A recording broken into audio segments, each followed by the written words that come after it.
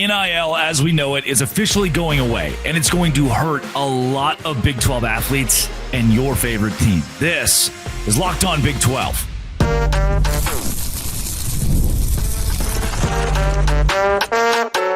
You are Locked On Big 12, your daily podcast on the Big 12 Conference, part of the Locked On Podcast Network, your team every day.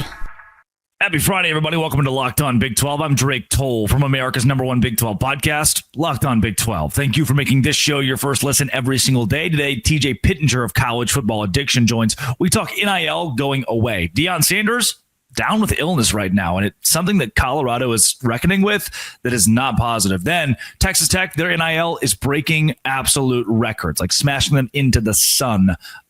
Without further ado, if you hit subscribe, I get to keep my job. Let's get into it.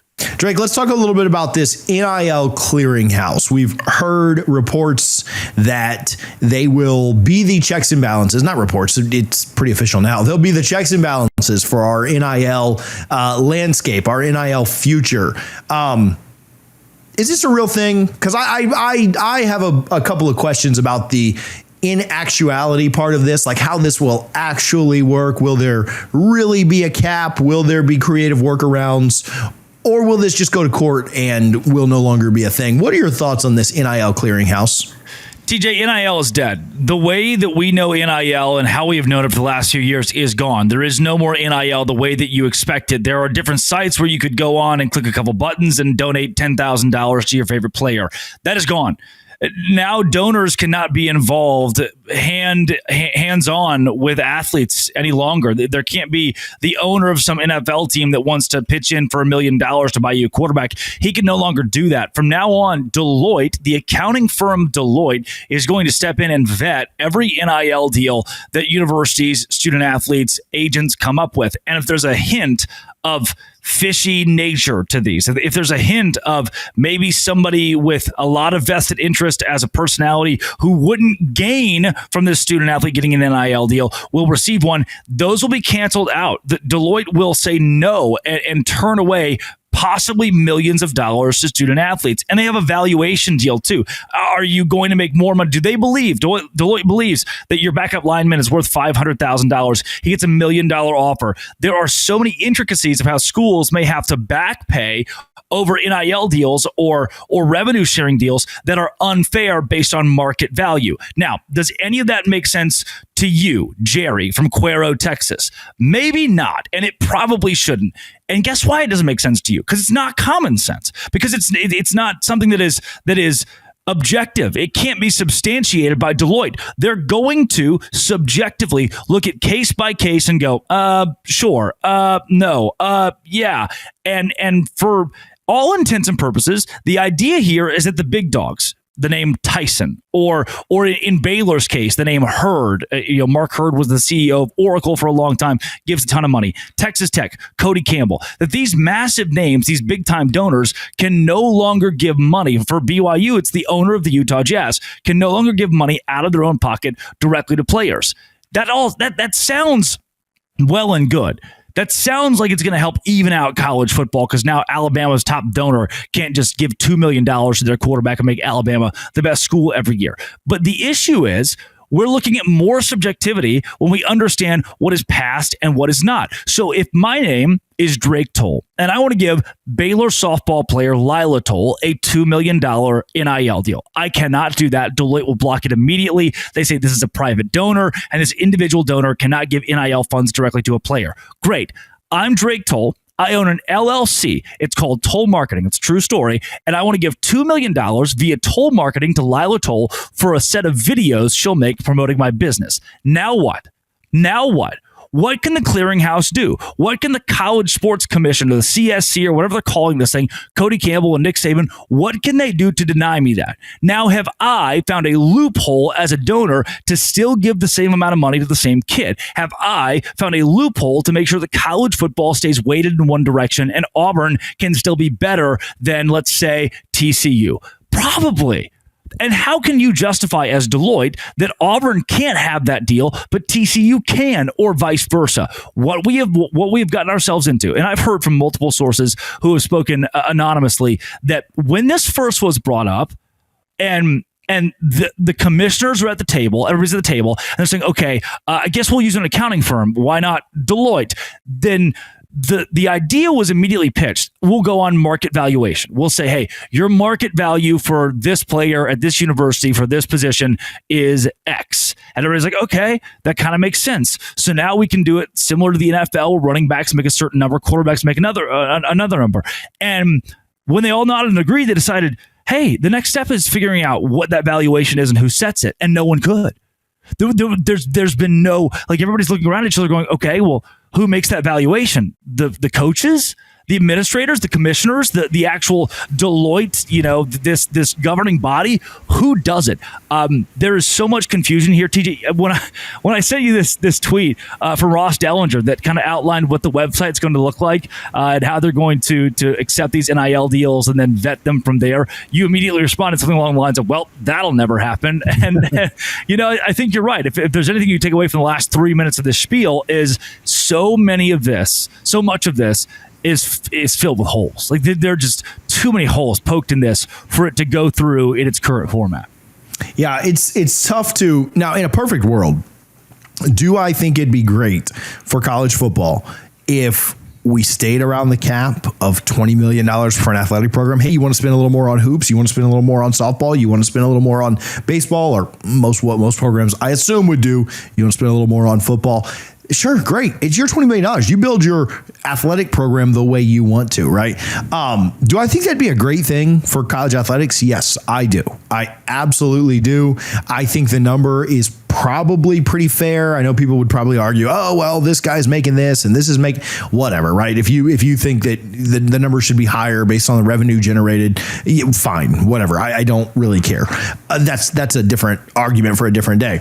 Do I think that'd be good for college athletics? Yes. My answer to that is yes. I think that'd be very good. Everybody is playing about like the NFL. You'd have years where it would send things back to where good recruiters just recruit. It's not just who's the richest, right? It's not just who's the best. It's not just the most story. It would help all avenues of college athletics. However, I think it's very pie in the sky. I don't see a situation where Deloitte flags something, right? You want to pay your sister $2 million to make 4 videos, and they say, that's not really in line with any deal that we've ever seen in the National Football League, right? For you go to the NFL and those guys aren't making $2 million for 4 60-second TikTok reels, right? Or TikTok, whatever, TikToks. I don't, too old to even know what they're called. I think they'd flag that, right? They'd say, pump the brakes here just a little bit. And I do believe, now I don't know your sister, so I don't want to say her specifically, but I do believe that immediately when that happens, when Jeremiah Smith is told like, hey, no, you can't make $6 million this year, I think he's immediately going to say, all right, we're going to court. Because you can't tell some rich booster or some rich booster's company how much money they can pay somebody. If I want to pay Locked On Big 12 $4 million right now, nobody can stop me from doing that other than my wife in the other room. And the number of zeros in my bank account might stop, Bank of America might stop me too. But if nobody can tell some rich booster what they can and can't pay. And nobody can tell Jeremiah Smith how much money he can or can't accept. We live in a free market. Now, you may hate that. You may think that's stupid. Whatever. I think when it gets to the courts are going to say, yeah, you don't have an antitrust exemption. This hasn't been collectively bargained. These players want to make this much money. They got somebody that wants to pay them this much money. You think it's unreasonable for them to get $4 million or $5 million to make 3 TikToks? So what? That's what they're paying it for, right? Like, that's what their price is. And I think it's going to go to court, and I think ultimately the players will win.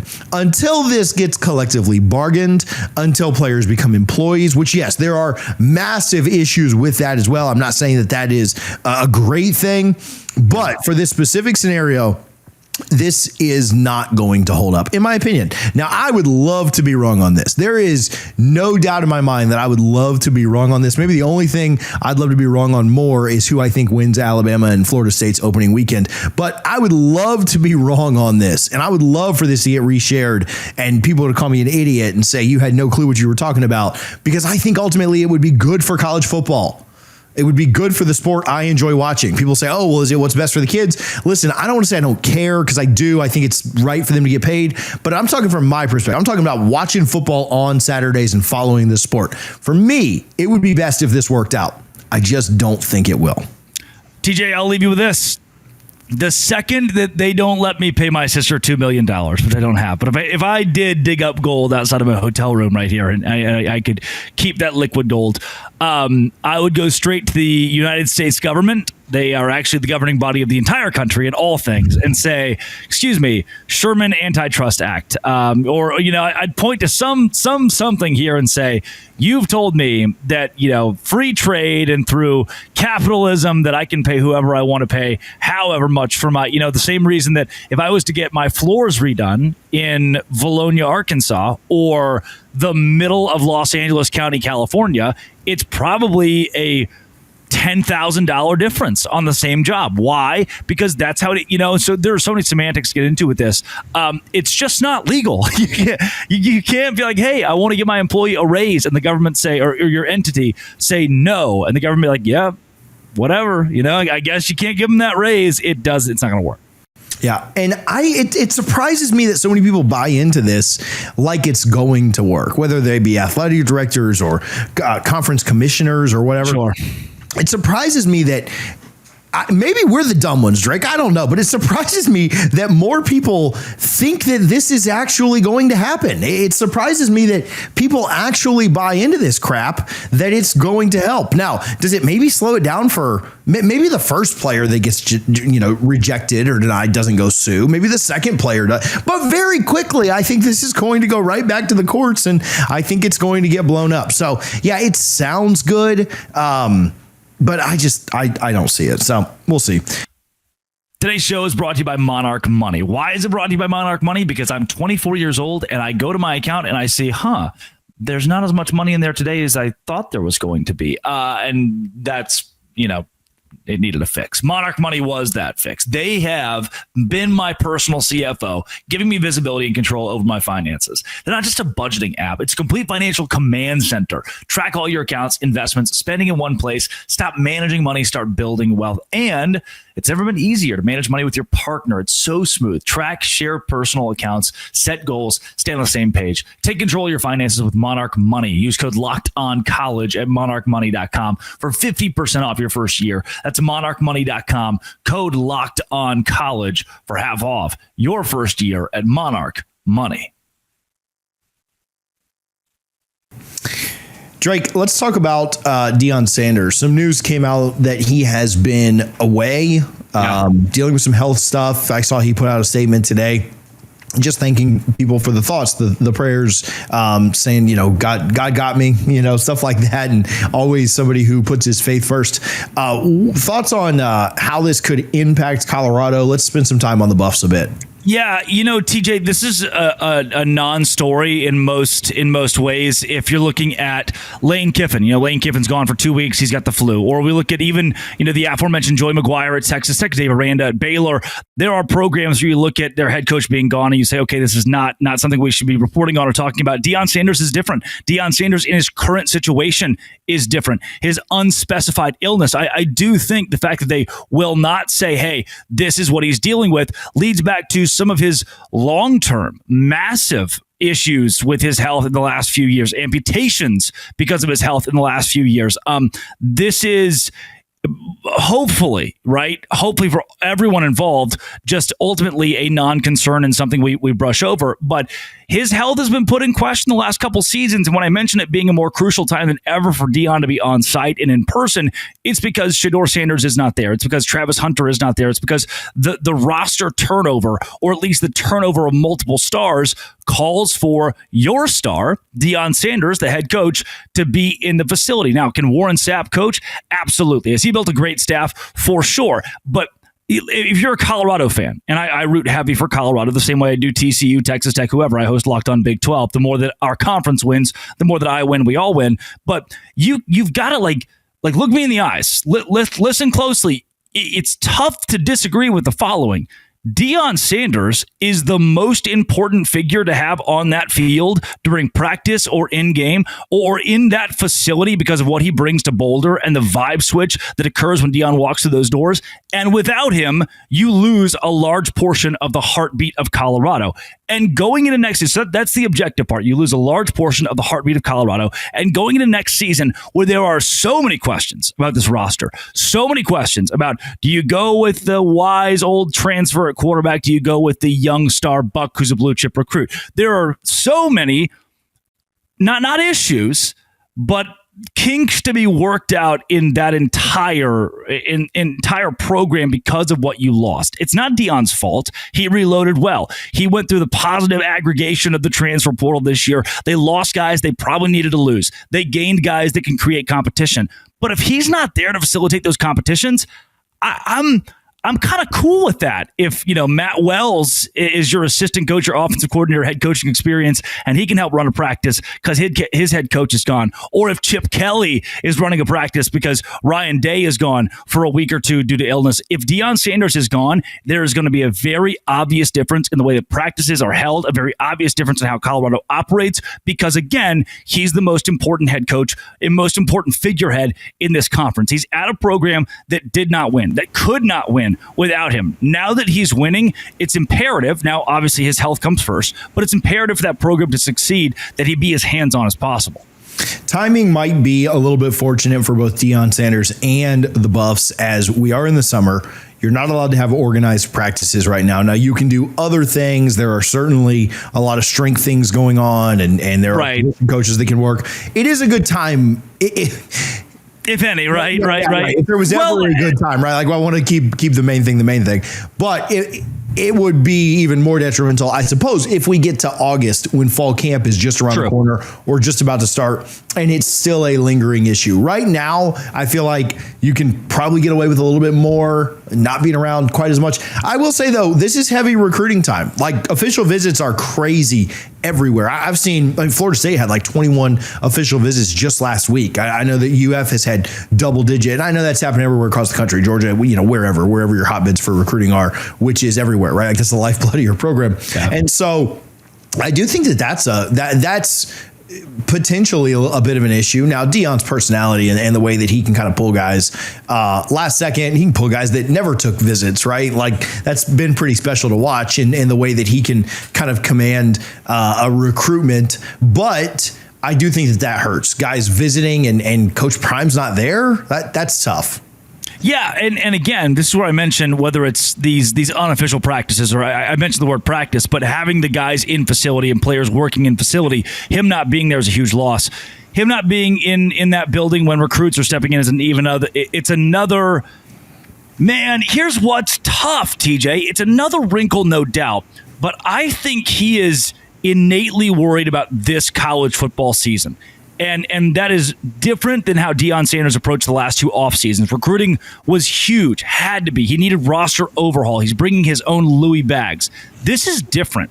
He wants to win with this group of guys. When he is in the weight room, when he is in the locker room, when he is there on the practice field while guys are working out, that is massive. So yes, the wrinkle is there for recruiting, but overall, if I'm a brand new guy who committed to Deion Sanders out of the transfer portal, and I know immediately or close to immediately, man, my coach is sick. He's been gone. It's unidentified. I have questions. The world has questions. I just don't love that. Now, this is no fault of Deion. I don't think he's faking it. He's not a wimp or a wussy or just playing this out so he can go on vacation whatsoever. This is out of his control. It doesn't change the fact on your show, my show, a show that talks college football. This has an impact and an effect on that program, both in the immediate and in the long term, as you mentioned, with recruiting being so big right now. So Deion Sanders not having a presence right now at Colorado, and we don't seem to know when he'll be back or what that looks like or what this is. I mean, again, compounded with past medical issues, makes me at least perk my ears up and say, okay, I hope for the best. I'm really worried if this stretches any longer. Yeah, we certainly do hope for the best. I mean, just kind of like we talk about players. We don't want any players injured before going into any week. You want to beat teams. It's the same thing with a coach. And we certainly send our best thoughts and well wishes and prayers to Coach Prime. Let's talk just big picture on the Buffs before we move on. Let's say this doesn't linger on. Let's say he's back in the next couple of weeks or by July 1st, well before camp, and he's back in there and things get running smoothly and normally again. What are your big picture thoughts on the Buffs? I know that you mentioned quarterback and that being such a big question mark that goes in. It would feel like Salter starts the year, but who knows how that projects on or how he plays. Does he play more like he did 2 years ago at Liberty? Does he play like last year, which wasn't great? What are your thoughts, big picture, on the Buffs? I believe this is a Colorado team that could shock the Big 12 by finishing in the top 6, top 5 in the conference. Now, that might sound like a low expectation for a team that has Deion Sanders as the head coach and has recruited so well the last couple of years. But if we're honest, if we're fair, I mean, on paper right now, based on what we know right now, BYU or Arizona State, Kansas State, Iowa State, maybe Baylor would be better schools than Colorado. They're going to have to sneak up Texas Tech. They're going to have to sneak up on some of those big-time contenders in this conference. If they finish 6th, I think that's a big win. It's not a knock on Deion Sanders. It's what do the coaches say? Not a rebuilding. It's what's their little moniker they do? They're not rebuilding, they're reloading. Yep. It's a reload year for Deion Sanders. So anything 6th or above, and it's all gravy for that program, which I do think they'll end up sneaking their way in there. I have a lot of confidence in Deion Sanders as the head coach. With a really good one against Georgia Tech first game. For so many reasons. Brent Key had a really good year 2 years ago, got a big win or 2 last year with beating Florida State and Miami. Took Georgia to 8,000 overtimes, which is a ton of fun, but still finished 7-6, just a little underwhelming. Highest of highs, lowest of lows last year for Georgia Tech. And then Colorado as well. All the questions around quarterback, moving on from Hunter and Sanders, what they will be able to do. They open up with a bang, and that one should be a lot of fun. And you always have time to rebound from an opening game win or an opening game loss. We've seen teams do it a million times, but it does feel like that is one that if you win, it really sets the rest of your season on a nice trajectory. If you drop it, you start to have some questions, maybe looking around saying, hey, we got to figure out a way to win some games if we couldn't win this opener. So should be a lot of fun. And again, our thoughts and well wishes over toward Coach Prime, and hope he's back out there immediately or ASAP.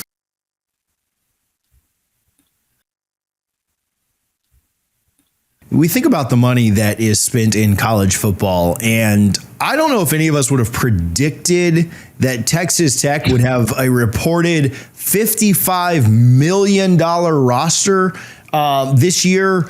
But that's absurd, right? Like if I'd have told you that was going to be Ohio State or Phil Knight finally got to a point where he was like, screw it, we're winning, or I don't know, tech billionaires in different areas of the country, maybe you believe it.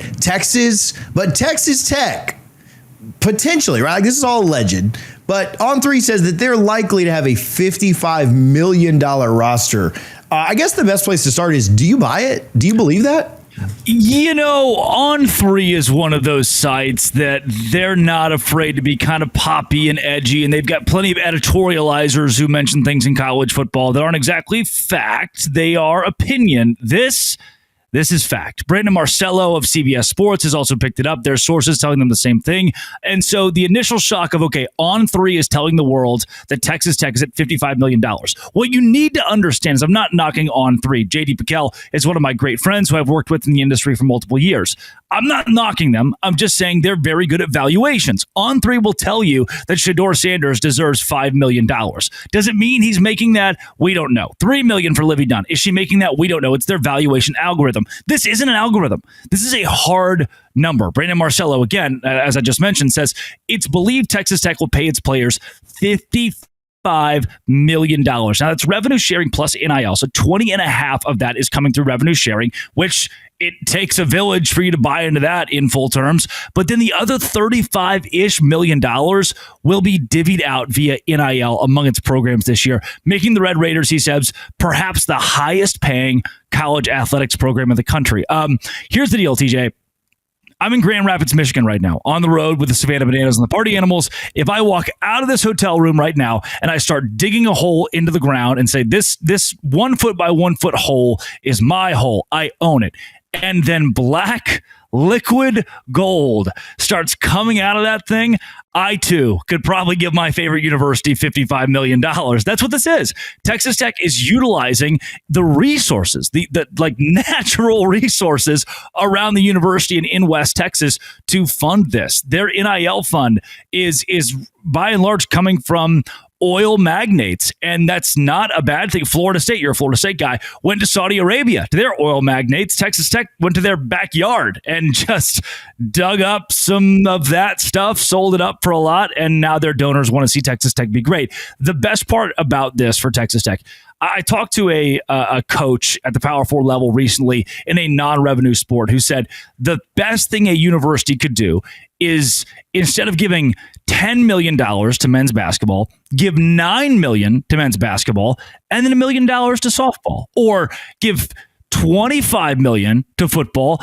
and instead of 30, you take that out of the $5 million and you give it to baseball. And with $5 million, you can build a national championship roster, professional roster immediately in any non-revenue sport. Now, non-revenue sports are everything outside of men's basketball and football.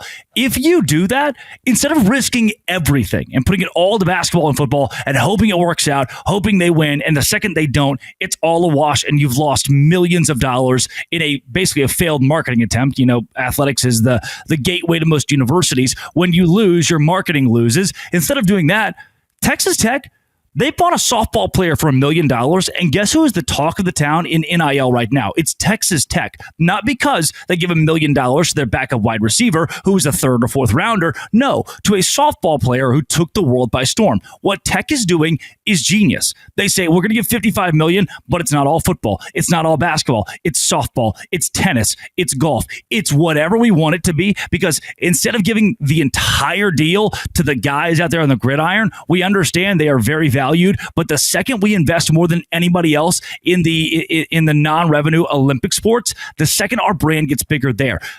Kennedy being in the circle this year for them in softball was a marketing ploy. They spent $1 million on her to play there, and $1 million was recouped in marketing alone. ESPN, CBS, everybody is posting about it. That's where that money went, to wins, and wins equate to marketing. Texas Tech, they're a genius in the NIL game right now.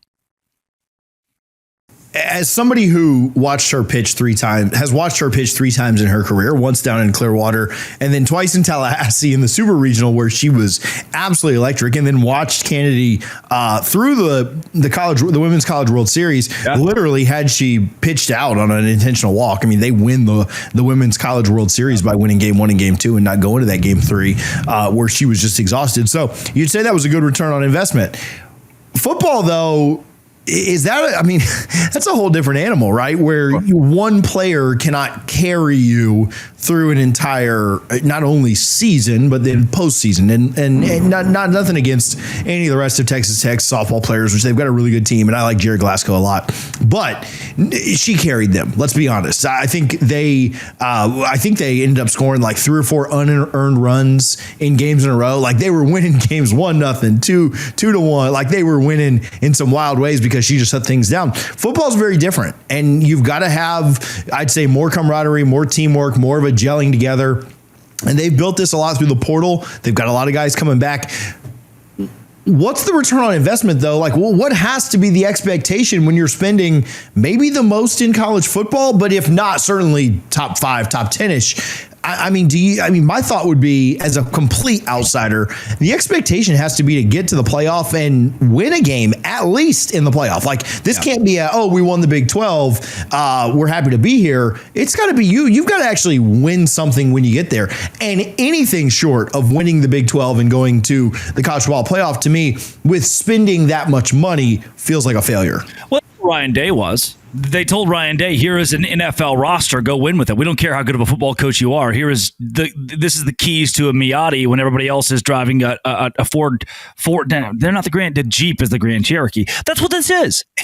Hey, Joey McGuire, we will buy you the equivalent of an NFL roster, especially for a Big 12 standard. Go win the Big 12 conference. If you don't, what is going to happen is that money won't go away. Donors won't stop giving. In college athletics, you donate toward a brand. You donate toward a logo. There's a reason that the WNBA doesn't get a ton of traction. There isn't necessarily a men's program in the same city tied to the same team that can be rooted for, or even a softball program in the same city, the same team that can be rooted for, men or women. In college athletics, there is. I can root for the men's tennis team when they're in the national championship the same way I can root for the football team in week 3. At Texas Tech, if football does not win now, that money won't go away. It will just go away from football. They will be a university like a Duke, like a Kansas, that in essence accepts for decades on end, football isn't our bell cow. Something else is. We are going to put more resources because, again, TJ, if you put $50 million into football and football sucks, you just wasted $50 million in football. If you put $50 million into men's basketball, I can guarantee you a national championship. I can effectively guarantee you long-term payoff. So you will start to rework where your revenue goes and rework where your money goes to the smaller sports than the gridiron so that you can have success and have your fan base root for at least something. And that's why Joey McGuire, who's a good football coach, who has won 8 or 9 games at Texas Tech and been steady, that's why he's in win now mode. His job is on the line because of the blank check that's been handed to him. We've talked a little bit about Texas Tech and what our thoughts are on them, but here in the middle of June, what are your personal, as somebody who covers the Big 12 daily over at Locked On Big 12, when you look at their roster, and I know a lot of it's an unknown with the guys they brought in, and you've got to see how some of that works together. Is your expectation for them, do you have them in the Big 12 championship game with a chance to go to the CFP, or maybe an at-large bid, even if they're not successful in that game? Or what are your thoughts on where they likely end up this year? Yeah, TJ, right now, a couple weeks ago, I would have told you Texas Tech and BYU are at the top of the Big 12 for me. Even after Jake Retzlaff is gone, I don't think that was the nucleus of how good BYU is going to be. I still have the Cougars and the Red Raiders meeting in Arlington this year. It's Big 12 title game or bust for Joey McGuire.